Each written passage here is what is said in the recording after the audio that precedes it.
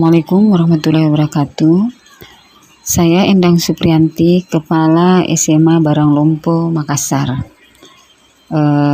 Alhamdulillah hari ini saya akan menjawab beberapa pertanyaan wawancara dari yang berhubungan dengan dilema etika dan bujukan moral. Khusus untuk dilema etika, saya dalam keseharian menjalankan tugas di SMA Baranglompo itu untuk mengidentifikasi kasus-kasus dilema etika atau bujukan moral. Saya biasa melihat dari tidak satu sisi saja, tetapi dari beberapa sisi dan kepentingan. Kalau beberapa orang atau beberapa pihak yang memberikan masukan atau memberikan saran atau memberikan syarat atau apapun, saya mengidentifikasi kalau hal itu berada dalam konteks yang sama dan hampir sama, kemudian dengan kepentingan yang sama dan hampir sama, terus dilawankan dengan bujukan moral, ya saya hanya mengidentifikasi apabila kedua kepentingan ini yang masing-masing berada dalam kepentingan orang banyak. Jadi di mana pihak hal itu lebih berpihak kepada kepentingan orang banyak, kepentingan siswa, dan kepentingan guru. Jadi satu. Kedua, apabila waktu dari kepentingan itu bisa diselesaikan atau bisa saya selesaikan dengan waktu yang cepat dan sesuai dengan kebutuhan. Mungkin itu yang saya mengidentifikasi dalam hal dilema etika. Jadi kalau misalnya ada suatu masalah, ada beberapa misalnya ada guru, ada siswa, ada pegawai, ada sekitar 3 orang yang mengutarakan satu saran atau masukan, yang itu semua saya lihat sama dan dengan kepentingan yang sama, itu saya menyatukan dia menjadi satu kepentingan. Nah, sementara kalau ada bujukan moral, saya mengidentifikasinya apabila ada satu masukan, satu saran yang bertentangan. Ya, otomatis di mana saran itu bertentangan kepentingan perorangan yang lebih diutamakan, ya mungkin itu saya menganggap itu bujukan moral. Jadi itu saya kesampingkan dulu. Jadi saya lebih mementingkan yang masukan yang berupa dilema etika, berupa kepentingan orang banyak yang sama-sama benar. Itu bagaimana mengidentifikasi antara dilema etika dengan bujukan moral. Yang berikutnya lagi, saya melihat untuk dilema etika, saya lebih mengecilkan konflik. Jadi meminimalkan konflik, meminimalkan benturan-benturan, sehingga dalam mewujudkan putusan itu, mewujudkan misalnya hal-hal yang mungkin dibutuhkan atau diinginkan oleh guru dan siswa dan warga sekolah, itu tidak terlalu bertubrukan antara satu dengan yang lainnya. Nah, mungkin itu cara saya mengidentifikasi dilema etika. Berlawanan lagi dengan bujukan moral, apabila di situ saya melihat akan ada konflik, akan ada banyak tumbukan-tumbukan moral, tumbukan-tumbukan kepentingan, ya itu saya kesampingkan karena saya menganggap itu sebagai bujukan moral. Karena di sini lebih ke bagaimana kita mengambil keputusan dengan tumbukan dua kepentingan yang sama benar dan kepentingan yang satu benar dan yang satu salah atau keliru. Itu menurut pendapat saya. Kemudian untuk menjalankan pengambilan keputusan untuk kasus-kasus kepentingan, dua kepentingan yang sama benarnya, ya di sini masuk dilema etika. Saya biasa memilih salah satu, yang lebih mudah terrealisasi, baik itu dari segi sumber daya, dari segi dana, dari segi waktu, dan dari segi kepentingan. Otomatis tetap saya mengedepankan meminimalisir problem atau meminimalkan masalah dari setiap pengambilan keputusan itu. Itu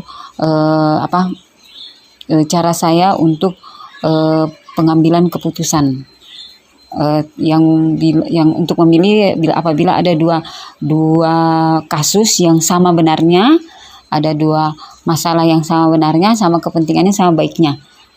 Otomatis saya akan mendahulukan yang mungkin lebih mudah dulu, lebih biayanya lebih mudah dijangkau, pekerjaannya lebih gampang, dan sumber dayanya ada.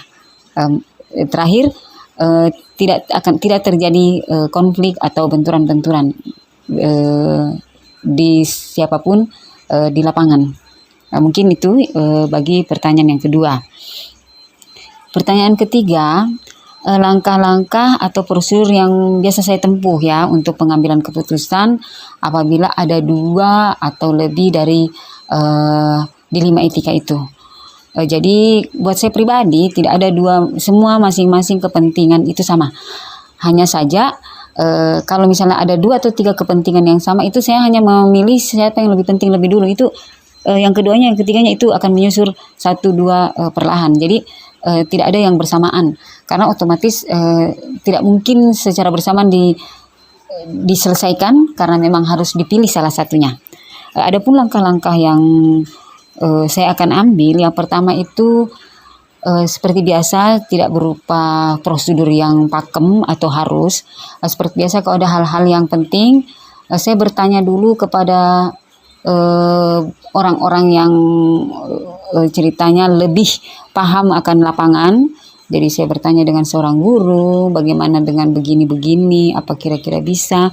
Kemudian saya bertanya dengan wakasek juga, wakasek kurikulum, saya bertanya dengan pihak-pihak pegawai, bahkan bertanya kepada orang-orang yang ada di luar dari sekolah kalau memang itu memungkinkan.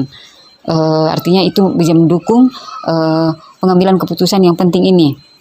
Itu dulu saya laksanakan. Kemudian setelah saya mendapatkan masukan dari beberapa pihak tentang hal ini, tentang kepentingan ini, saya tidak langsung mengambil keputusan, tapi saya sesuaikan dulu juga dengan kondisi saya. Kira-kira bisa tidak ya, minggu ini begini, bisa tidak ya.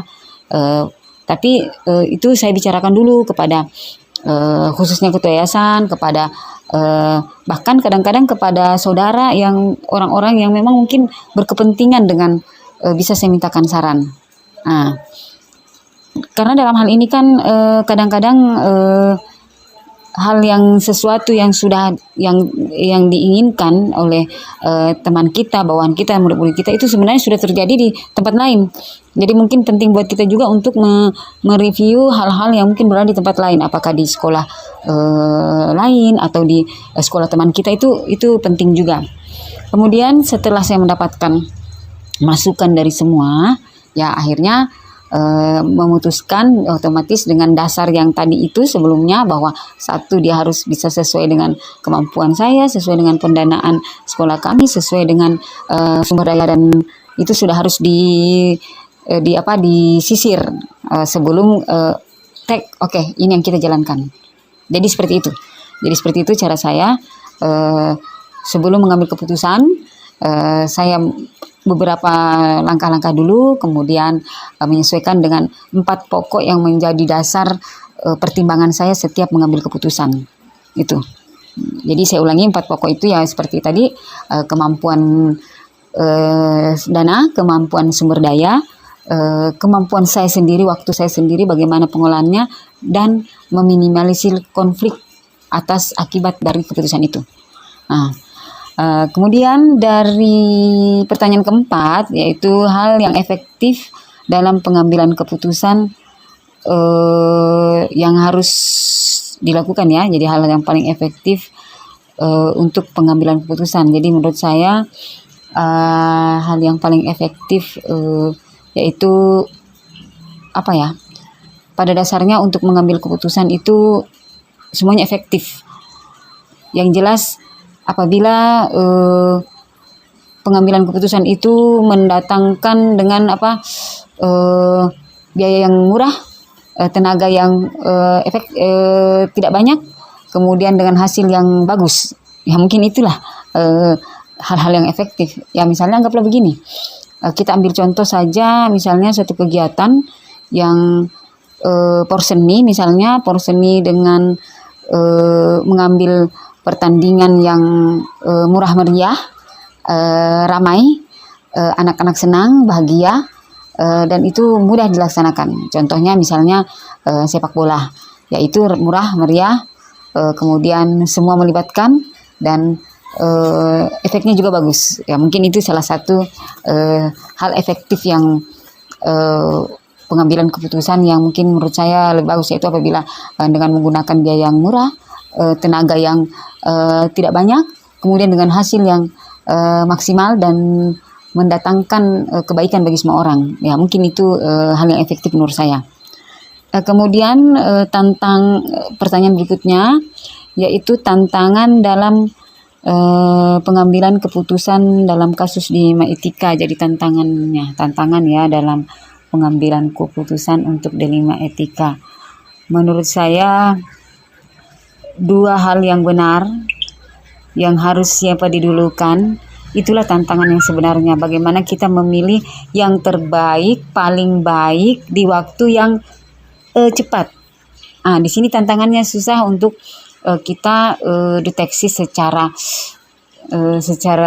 global ya, karena semua masing-masing punya kepentingan.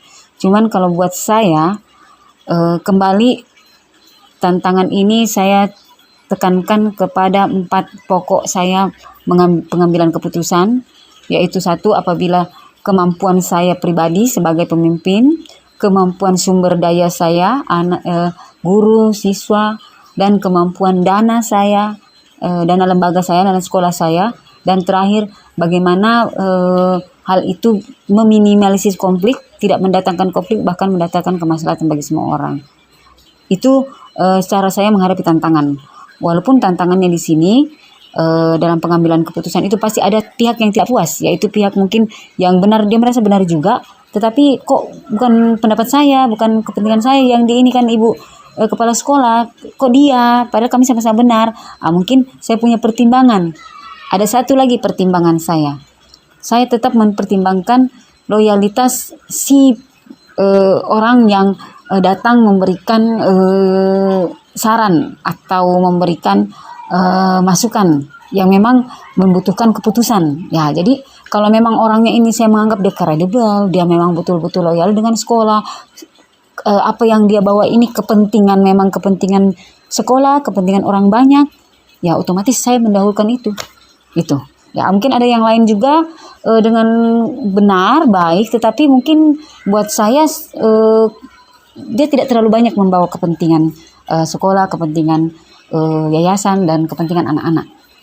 Itu untuk tantangannya. Yang berikutnya, pertanyaan berikutnya yaitu jadwal penyelesaian dilema etika. Jadi khusus untuk kami di sekolah kami, karena sekolah kami pulau dan kami mungkin saya sendiri mungkin berada dalam kondisi bekerja juga di tempat lain. Jadi khususnya saya tidak menjadwalkan hari apa untuk saya menyelesaikan pengambilan keputusan dilema etika, karena masalah-masalah di sekolah kami itu mungkin bisa diatur perlahan-lahan ini ya. Jadi lebih kepada saya urut lah, misalnya yang ini duluan, yang lebih dipentingkan duluan, kebutuhan yang mendesak itu saya dulukan, setelah selesai baru kemudian yang berikutnya lagi, dan seterusnya. Jadi saya tidak menjadwalkan secara waktu untuk penyelesaian pengambilan keputusan dilema etika, tetapi saya lebih yang mana duluan yang lebih penting, kepentingannya, kebaikannya untuk warga sekolah. Itu yang mungkin saya lakukan dalam hal penjadwalan. Yang berikutnya yaitu, adakah seseorang yang biasa membantu dalam pengambilan keputusan? Ya, untuk saya pribadi, karena mungkin saya sekolah saya jarak jauh, saya juga berdinas di Makassar, terus saya juga sekolah itu di pulau, jadi saya mungkin memang adalah dan pasti seseorang yang selalu membantu kami, seperti wakasek kurikulum, kemudian wakasek kesiswaan, kemudian TU, bendahara, dan semua formasi-formasi pengurus sekolah itu betul-betul sangat membantu saya. Jadi sesuai dengan kebutuhannya, apabila mungkin kebutuhan siswa, ya otomatis saya lebih berkonsentrasi kepada kesiswaan untuk meminta saran, meminta bagaimana masukan, bagaimana kalau untuk pembelajaran ya kepada kurikulum, bagaimana tentang pembelajaran program-program sekolah dan seterusnya. Begitu juga kalau misalnya keuangan, mungkin bagaimana kesiapan dana dari ini ke bendahara. Jadi mungkin ada beberapa orang memang yang sangat membantu kami dalam pengambilan keputusan untuk kepentingan sekolah. Jadi untuk sampai di titik ini, saya sendiri memiliki berterima kasih ya atas bantuan-bantuan teman-teman yang ada di pulau, yang telah memberikan kami kekuatan untuk menjalankan semua program-program sekolah walaupun dalam keadaan di pulau, ya. Jadi dalam hal ini mungkin saya pribadi mendapatkan pembelajaran dari semua itu, bahwa kerjasama, bahwa kepercayaan, bahwa bagaimana loyalitas setiap personil sekolah itu sangat dibutuhkan untuk menjalankan sekolah dan menyelesaikan masalah-masalah yang ada di sekolah. Jadi kami khususnya sekolah yang berada di pulau, dan memang kami dalam kondisi yang jauh, lebih mengutamakan etos kerja, lebih mengutamakan kepercayaan, lebih mengutamakan loyalitas kepada teman-teman guru dan personil sekolah. Mungkin itu dulu dari saya. Insya Allah ada manfaatnya. Terima kasih. Assalamualaikum warahmatullahi wabarakatuh.